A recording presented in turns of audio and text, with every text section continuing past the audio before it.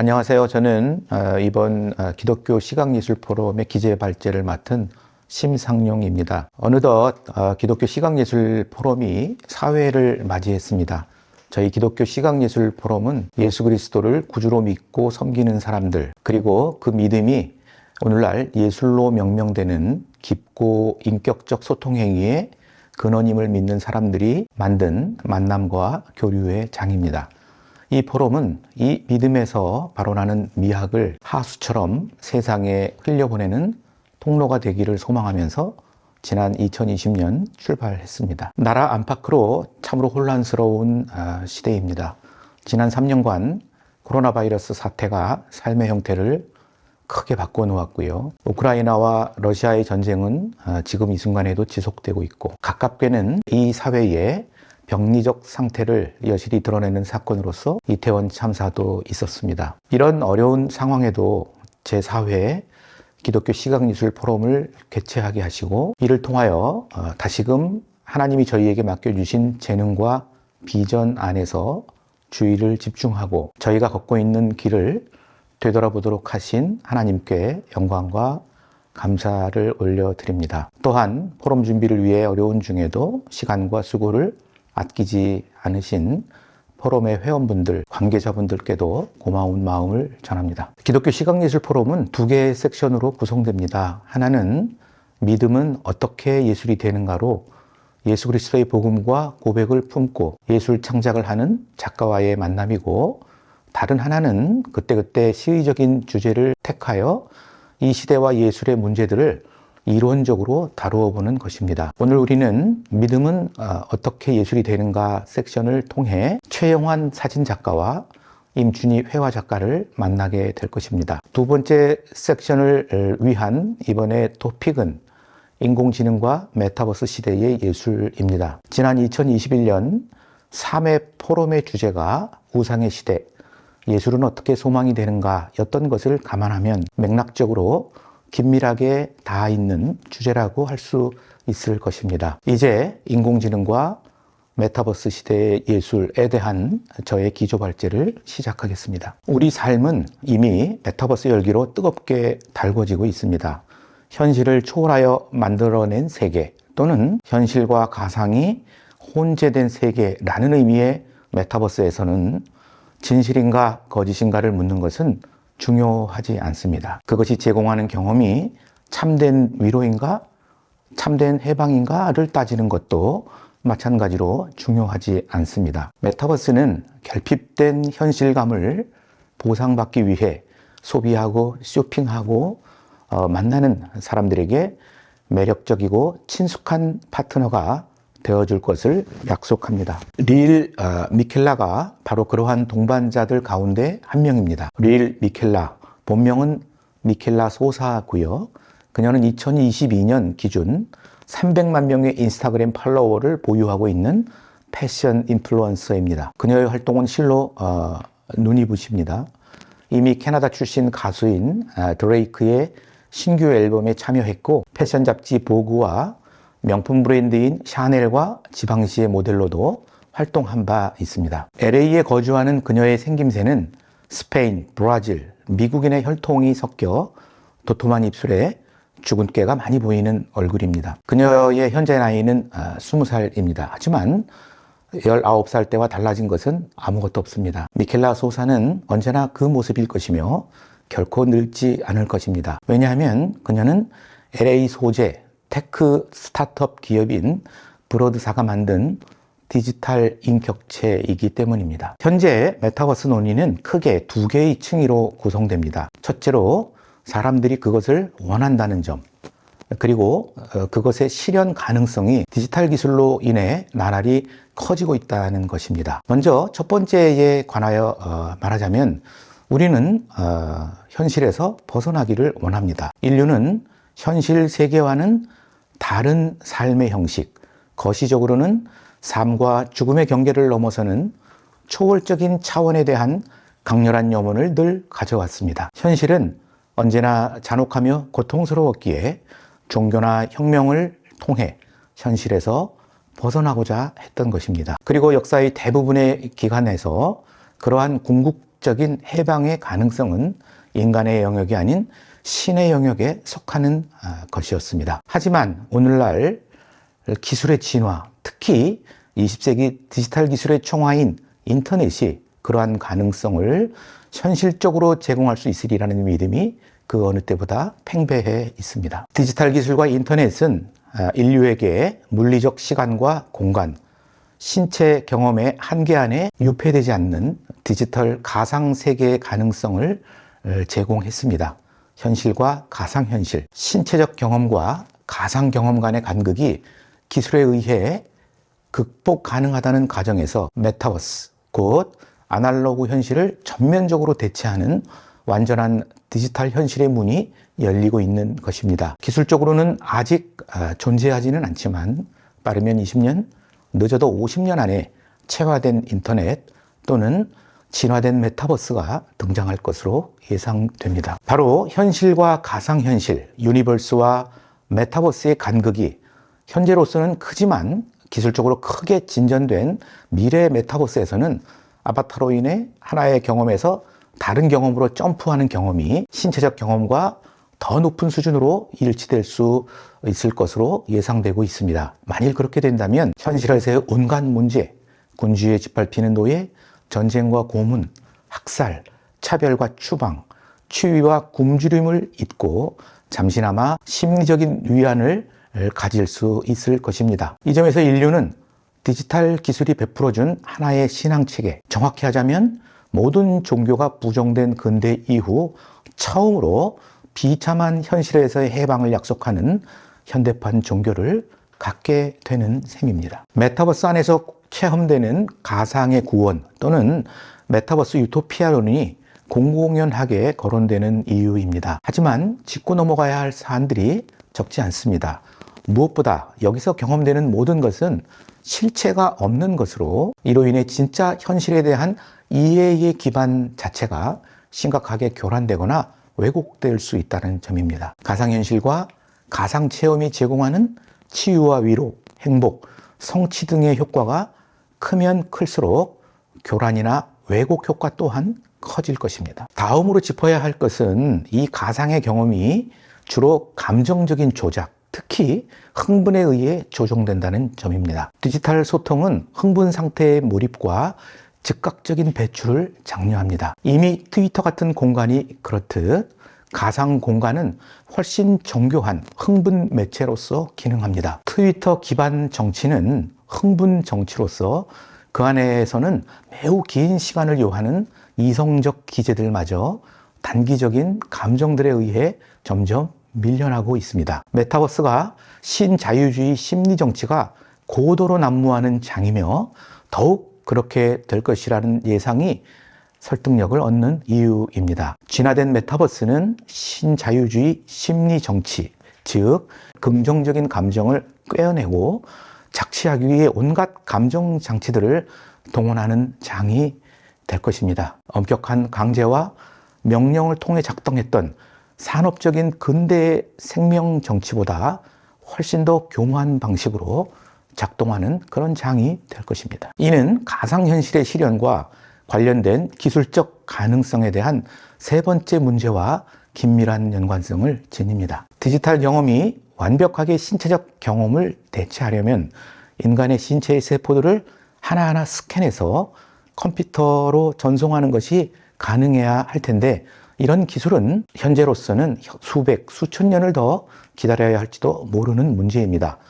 기술적으로는 아직 어림도 없는 일이라는 뜻입니다. 이제 메타버스의 열기를 부추기는 메타버스 유토피아론, 가상구원론의 실체에 대하여 더 알아보아야 하겠습니다. 메타버스도 빅데이터, 3D 프린터, 로봇공학, 사물 인터넷 등과 같이 기술 기업이 새로운 이윤, 새로운 시장, 새로운 상품, 새로운 착취수단을 찾도록 끊임없이 요구하는 과정에서 비롯된 거품의 산물이라는 점에서는 큰 차이가 없습니다. 이를테면 메타버스는 디지털 경제의 총화인 셈입니다.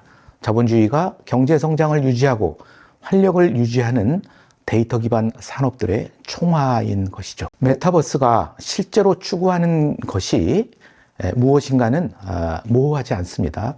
그것은 현실을 오늘날과 같이 어둡고 불리한 것으로 만든 현실의 체계의 명령에 동일하게 기속된다는 것입니다. 그것이 제안하는 해방이 무엇이건 그것은 비용 지불을 요하는 유료 서비스 경제 체제를 벗어나지 못할 것이기 때문입니다. 디지털 가상현실은 현실을 설계한 인간의 죄악된 본성과 그로 인한 치명적인 결함의 재현일 수밖에 없습니다. 미켈라 소사의 예를 다시 한번 들어볼까요? 이 가상의 인격체가 2019년에 했던 일은 가상 브랜드가 아니라 현실의 브랜드를 론칭하는 것이었습니다. 브랜드명은 클럽 404였는데요. 판매하는 상품은 주로 플라워 패턴의 롱 슬립과 양말 등이었다고 합니다. 가상현실의 진정한 성과는 현실의 비즈니스 영역에서 나타나는 것입니다. 컨설팅 업체 프라이스 워터스 쿠퍼스에 따르면 글로벌 메타버스 시장은 VR과 AR을 포함해 2030년 1조 5,429억 달러, 하나로 약 1,742조 원 규모에 달할 것으로 추산됩니다. 비대면 시대의 인터테인먼트, 게임 분야를 넘어 쇼핑, 레저, 교육 등 다양한 영역에서 새로운 사업 모델로 자리 잡을 것으로 전망됩니다. 메타버스의 사업 영역의 전망은 매우 밝은 것으로 예측되고 있습니다. 디지털 세계는 아날로그 세계를 고스란히 재현합니다. 탈현실이 아니라 현실의 과잉인 셈이죠.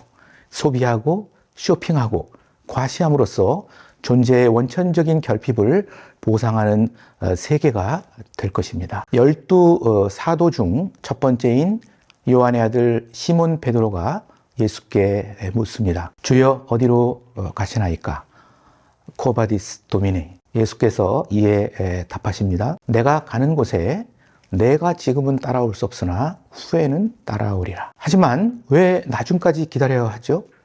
그때가 언제인지에 대한 데이터도 담보도 없는 상황에서 어떻게 기다리겠습니까? 오늘날과 같은 데이터의 시대, 데이터주의가 팽배한 시대에 빅데이터의 시대에 데이터의 투명성은 매우 중요한 문제를 넘어서 오히려 우리에게 강제되고 있습니다. 데이터가 없는 것은 존재하지 않는 것입니다.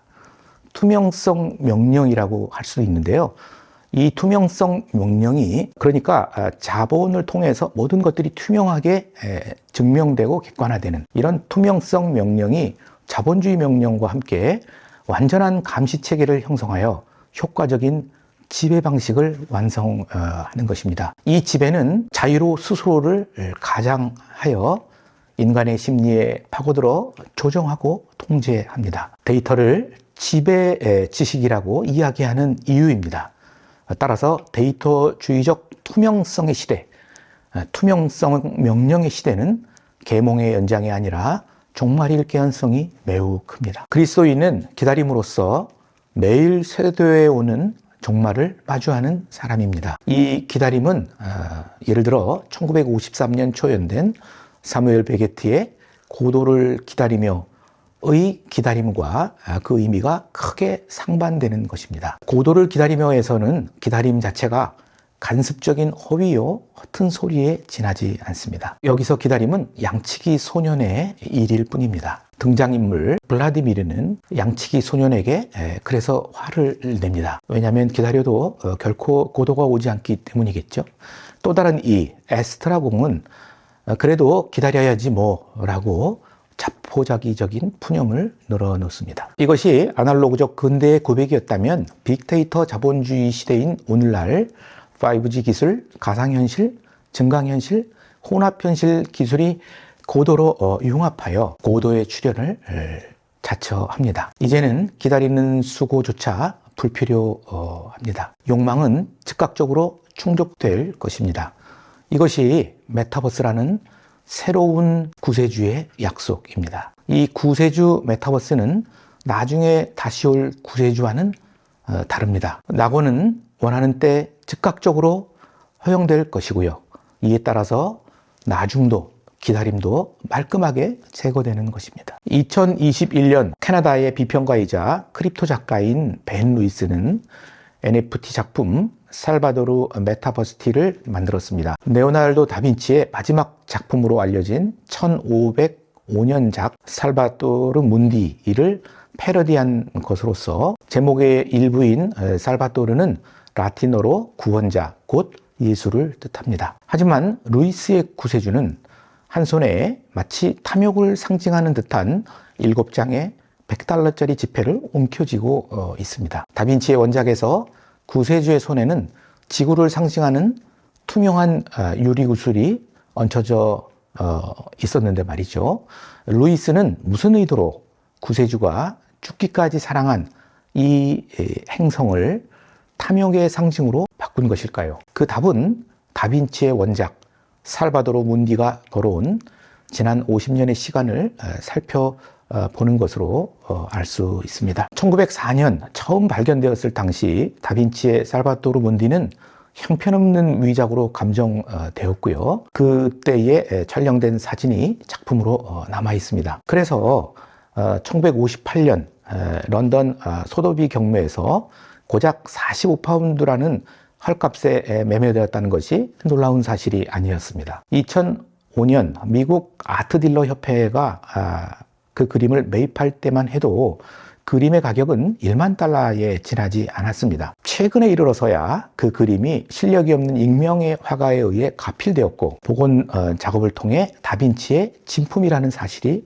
밝혀졌습니다. 해당 그림은 이후 사적인 거래를 통해 러시아의 신흥부자 드미트리 르볼로프레프의 수중에 들어갔습니다. 러시아의 부호가 구매한 가격은 1억 2,700만 달러, 하나로는 약 1,600여 원으로 알려졌습니다. 그리고 이 그림이 2017년 11월 15일 뉴욕 크리스티 경매장에 다시 나타났는데요. 당시에 크리스티의 추정가는 1억 달러였는데 경매가 진행되는 동안 4배 이상의 가격이 뛰어서 4억 5천만 달러, 하나로 약 6,600여 원에 낙찰되었습니다. 그 그림이 다빈치의 진품이라는 점을 제외하면 예수의 초상화 가격이 이토록 짧은 시간에 45파운드에서 4억 5천만 달러로 치솟았던 다른 이유가 있을까요? 그것은 뭔가 다른 의미로 해석될 수 있을까요?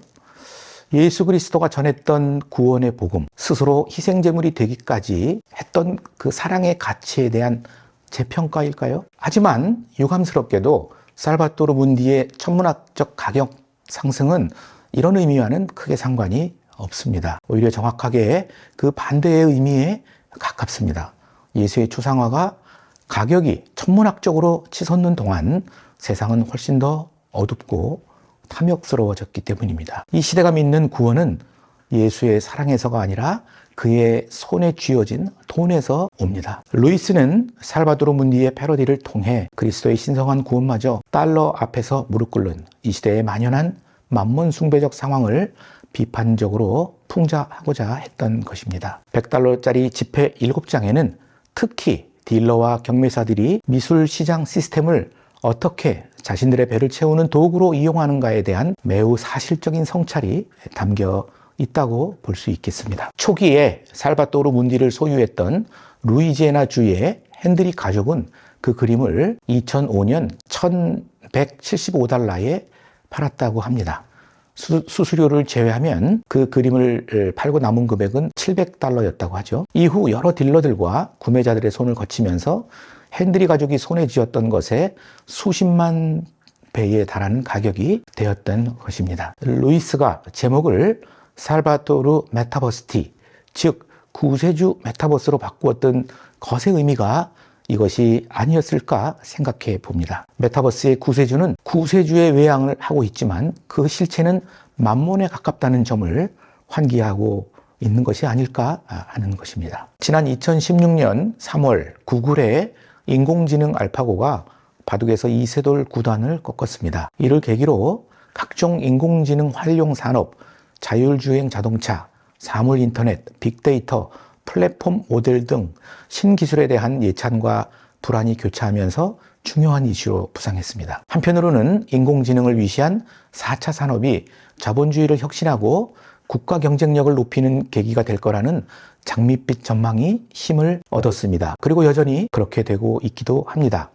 하지만 처음 월드와이드 웹이 등장했던 2000년대 초를 돌아볼 필요가 있습니다. 당시 대다수의 IT 전문가들은 그것이 가져올 미래를 낙관적으로 예측했습니다. 단지 생활 개선의 차원을 넘어 궁극적인 인간 해방의 가능성마저 제시할 거라고들 했죠. 구글의 회장이었던 에릭 슈미츠는 심지어 인터넷의 투명성이 독재를 불가능하게 만들며 정부가 개인의 자유를 장악하지 못하도록 할 것으로 예측했습니다. 구글은 회사의 행동 수칙으로 사악해지지 말자를 내세우며 사용자 중심의 인터넷 서비스를 약속했습니다. 희망적인 예측들이 우주순처럼 쏟아졌죠. 이러한 낙관이 부분적으로 실현되기도 해서 중동에 잠시 아랍의 보험이 오기도 했습니다. 그럼에도 오늘날 이런 약속을 진지하게 믿는 사람은 많지 않을 것 같습니다. 2008년 서브프라임 위기 때도 이와 크게 다르지 않았습니다. 낙관론, 열정적인 지지 이런 것들이 많았죠. 맥킨지는 이러한 변화를 패러다임 전환으로 불렀고요. 세계 경제포럼 다보스 위원장은 4차 산업혁명이라는 이름으로 추켜 세우기도 했습니다. 어떤 이들은 심지어 르네상스나 신계몽기를 언급하기도 했죠. 미시시피 대학의 로버트 맥엘베인을 굳이 인용하지 않더라도 현대주의 문화 예술가는 카인의 그 뿌리를 두고 있습니다. 이 예술이 하나님의 자리로 추대된 인간이 자신을 행위의 목적으로 삼고 스스로 자신의 구원자요 영웅을 자처해온 역사의 산물이라는 의미에서 그렇습니다. 그리고 카인의 소사는 카인의 실패, 곧 인간은 자신의 참됨을 스스로 담보할 수 없는 존재라는 최종적인 귀결 앞에 필연적으로 서게 됩니다. 어떤 행위가 진정으로 참된 것이 되기 위해서는 더 높은 실체로부터의 승인이라는 인식이 선결되어야 합니다. 그런 인식 없이 스스로를 신의 영역으로 격상시키는 것은 전국적으로 자기 모순의 덫에 걸려들고 말 것이기 때문입니다. 이것이 스스로 자신이 참되며 자신의 행위가 선하다는 공허한 선언이 봉착하게 될 결말일 것입니다. 우리는 매일 진리를 등지도록 하는 미혹된 사유와 인식이 눈을 가리고 귀를 막는 혼돈의 시대를 살고 있습니다. 메타버스의 논의도 카인의 인식론이 쇄도하는 하나의 경로로 작용할 수 있습니다. 그래서 예수 그리스도를 길이요 진리요 생명으로 믿고 따르는 사람들의 삶은 늘 그래왔듯 긴박한 선택을 요구받습니다. 우리는 매일 매순간 카인의 살인과 아벨의 순종 사이에서 제국의 폭력과 예수 그리스도의 사랑 사이에서 하나님의 사명자의 길과 제국의 수행원의 길 사이에서 선택해야 하는 것입니다. 감사합니다.